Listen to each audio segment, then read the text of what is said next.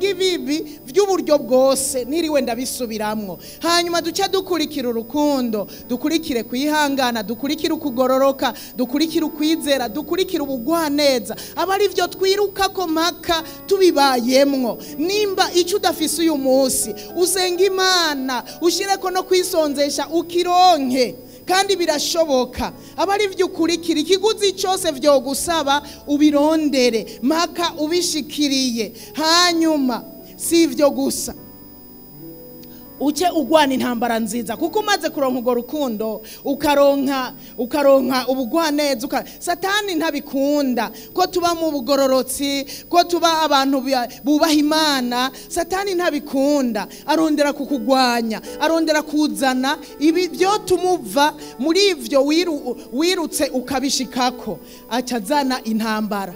Nico gituma Pawulo yaciye ahanura ngo mugwana intambara nziza. Ni mugwana intambara nziza, ntihagira ukunyaga ukwizera kwawe, ntihagira ikintu kikunyaga kubaha Imana, ntihagira ikintu kikunyaga ubugororotsi, ntihagira ikintu kikunyaga ubugwaneza, ntihagira ikintu kikunyaga ivyo wirutse ugashikako. Gwana intambara nziza, uzobe nka Pawulo yavuze ngo nagwanye intambara nziza, nazigamye ukwizera. Wari uzi ko ushobora guhura n'intambara ugasanga watakaje ukwizera. Pawulo yavuze ngo nagwanye intambara nziza gushika no kukanyuma, ndacyahagaze neza mu kwizera. Haleluya, ndacyahagaze neza mu kwizera. Rero niho yavuga ati nagwanye intambara nziza. Nawe ugwana intambara nziza, hanyuma ucakira ubugingo budashira. Birashoboka kucakira ubugingo budashira. Yesu ashimwe. Haleluya.